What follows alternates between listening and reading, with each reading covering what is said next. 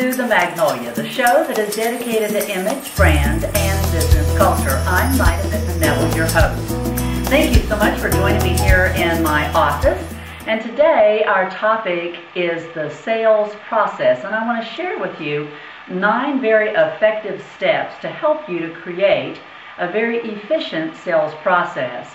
You know, a lot of times when I work with sales individuals, they say, you know, give me some help in this overall sales cycle. You know, sometimes I feel like I'm just spinning my wheels. So let's talk about these 9 steps. The first step, which is to me crucial, is to develop a clear, concise, and compelling value proposition. In other words, what makes you different, what makes you distinct from your competitors? If you can't tell them, well, certainly your prospects are not going to know how you are distinct. So how do we do that? Well, one of the things that I like to do is periodically ask your clients, your colleagues, your network, if you will, that center of influence, how they perceive your value that in their mind. Gather that information along with what you feel is appropriate and define your message. And because we are continually evolving, you probably need to do that on a periodic basis. Once you've got that defined, then we really need to make sure that it is spread throughout all of your communication, because we know that people need to hear it consistently. Why am I different? How can I meet your needs? What's so special about my product or service? Because, you know, today we are just bombarded with a lot of information, and you need to stand out. Now, the second is to talk to the right person. You know, you want to go into a company at the highest level possible. Someone who is truly the decision maker, the influencer to the decision maker, or at least they have some influence over the budget or they control it. You know, if you're way down at the bottom of the totem pole and you just feel like you're going to climb and climb and climb and you may never get there, then it's time to move on. You can always return. The third is to focus on your prospect needs. You have got to connect your offerings with their needs as quickly as possible. In other words, you really got to be able to draw that direct line. And we've got to refrain from talking to the prospect or to the client, but rather talk with them. Because when you do that, then you're really finding out what their needs are. And develop for yourself a list of open-ended questions. In other words, those that they cannot just answer simply yes or no, but they really got to think about providing you some information, and then listen. Actively focused listening, a great skill to have. Number 4 is to build trust and confidence in your company. You know, you just can't continue to tell them how great your company is or your product or service. You've got to demonstrate it. And so begin to determine how can you share some stories, how can you share some examples about how you have helped other clients. Number 5 is deal with those objections early. You know, sometimes people say, I hate objections. My goodness, they just, you know, they throw me off, and I just think that the client is not interested. Well, we all know that anytime you're approaching somebody to, quote, sell them something, to find out about their needs, the first thing they do is to think about all the reasons why they don't want to do business with you. So you've really got to find out what those objections are and look at them as helpful. Because would you really rather have your client just sitting there going, yes, it sounds wonderful, when in the back of their mind they've got really major doubts that you don't even think that exist?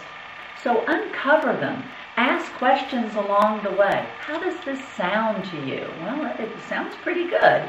You know, I need some more information. Or it doesn't really sound good to me.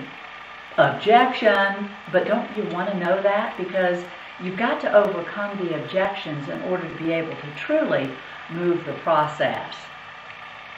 The next is to plan each conversation that you have. And by planning that, that's determining what questions that you want to ask, It is helping to think about those objections that they might have and how are you going to overcome them. And then the eighth one, is to provide value in your marketing. You know, you have to make sure that everywhere that they read about you, that they're going to listen to your marketing. Hark!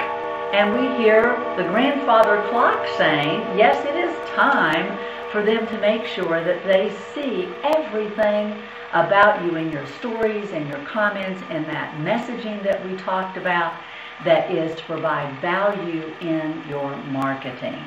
So how do we really do that? Well, we create and we leverage value-based offerings.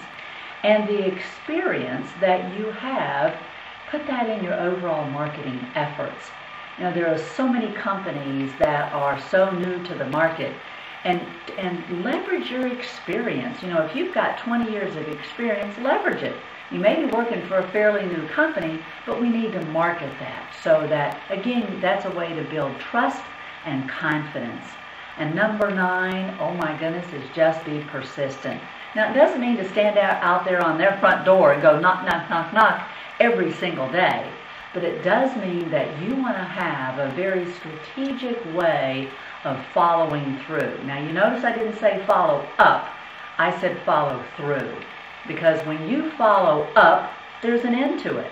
When you follow through, it's continuous. And you want to be touching base with those prospects after you've delivered them a proposal to find out, you know, what are some of your concerns?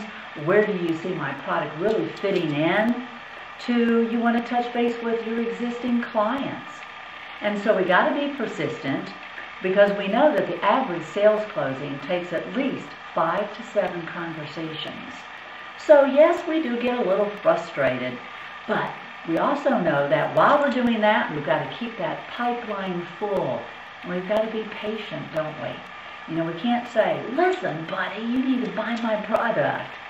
No, because along with the sales process, we should be building in all the reasons why this prospect wants to become a client of yours.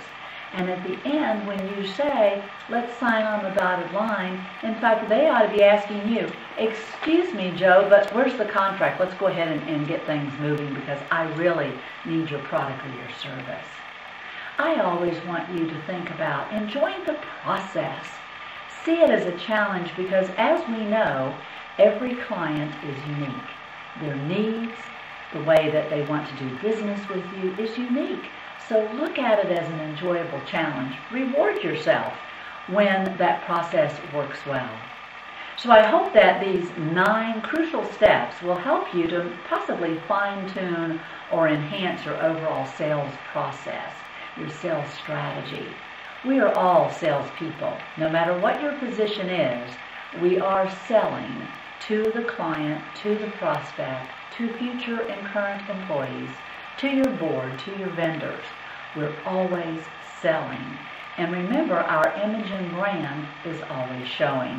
So if you have a very positive, professional sales process, just think how much you are going to stand above the crowd. You've been watching and listening to Magnolia, the show that is dedicated to image, brand, and business culture. I'm Nida Neville, your host. Until next month, take care.